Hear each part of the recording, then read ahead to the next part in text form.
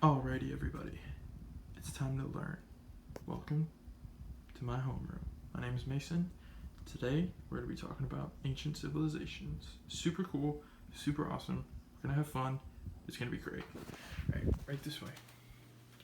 My name is Mr. Dumont. We already know that. You can call me Mr. Mason, Mr. D, whatever you want. Doesn't matter. So we're going to be talking about the Mayans first. They're some of the oldest, one of the oldest civilizations of the three that we're going to be talking about today. But don't pay any attention to this. We're focusing on this. Look at the red. Look at the red. Live by the red. Love the red. Okay. They're one of the oldest civilizations. They're 3,500 years old.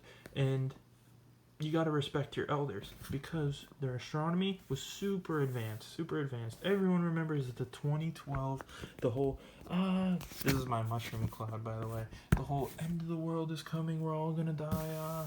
Because the calendar that they made ended on 2012.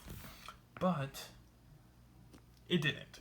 And it's still okay because it's rightfully a super advanced, super awesome calendar that they made.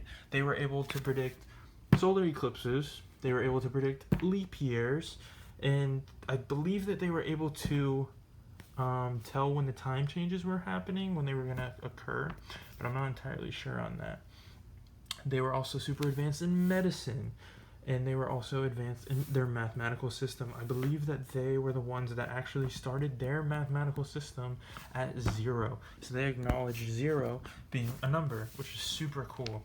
And if you think about it, like this is such an old civilization.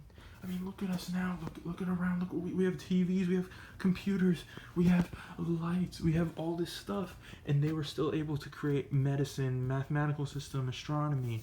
They even created city-states, which is kind of like the states that we have here in America, but not as accurate as that, I guess. They're just massive cities, and they're comprised of different boundaries, different areas. And get this, this is super cool. This is my lovely drawing of a tire. They started making rubber products 3,000 years before Goodyear bought the patent. So that's going to wrap it up for the Maya because I don't want to bore you guys to death and I don't want this video to drag on. So that's what this is for. I'm not trying to kill you guys with boredom. So moving on to the Aztec, they were located in central Mexico.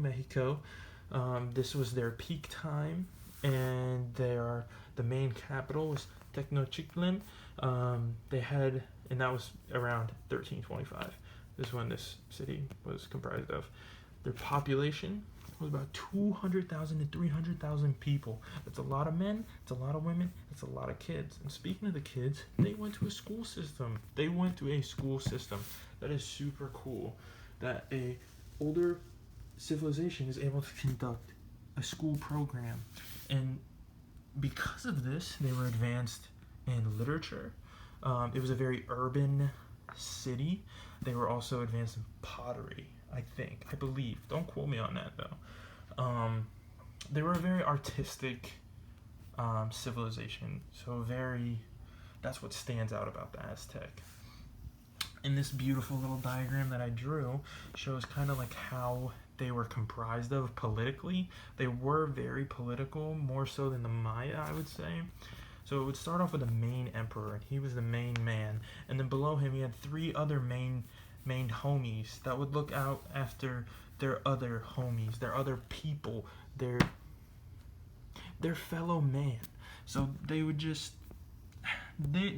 this is ABC, and they're clearly above the normal tribespeople, but they're not powerful than the emperor, of course. But all good things have to come to an end. The Spanish conquered them in 1519, and that's going to be a similar theme with all of these civilizations, is that the Spanish came over. They were 1, more advanced, 2, were viewed as gods, which was probably the biggest factor in the downfall of all of these civilizations. And they just had weapons, they brought over disease, they had guns and cannons and things that these ancient civilizations have never seen before. They're just living off the land, and they're just living pretty much God's will, living out God's life. the gods that they worshipped, of course. So that about does it for the Aztec. We're gonna move on to the Inca. The Inca had the most territory. Now this, I'd say the Inca is pretty much second to me when it comes to most interesting. The Inca had the most territory. They occupied most of modern day Chile, and they were advanced in engineering, which is crazy. It just goes full circle, big whole circle of how are these ancient civilizations creating these. It's so fascinating. They have advanced engineering, they had an irrigation network, they had a trade network, and they had one of the biggest populations. So it would start with an emperor. We got the emperor. He's up at the top. He's our main man. He's our president. He's our guy. And then we have about 40,000 Inca tribesmen that's below him. And they're above civilians, I guess you could say, modern day civilians, but they're not higher than the emperor. And now the third point is insane. You guys have already read this, I'm sure. 10 to 20 million people in this entire empire. That's insane. It's a crazy number to just wrap your mind around. That's so many people. And I mean, look at the world today. We have so many people occupying the earth, and this is way back before our time, 3 times our time, quadruple our time. We could go back in time and never probably reach this time period. That's how long it was ago. But all jokes aside, thank you guys for listening. We're gonna end it on that crazy note, and I hope that you enjoyed my little quick crash course through the ancient civilizations.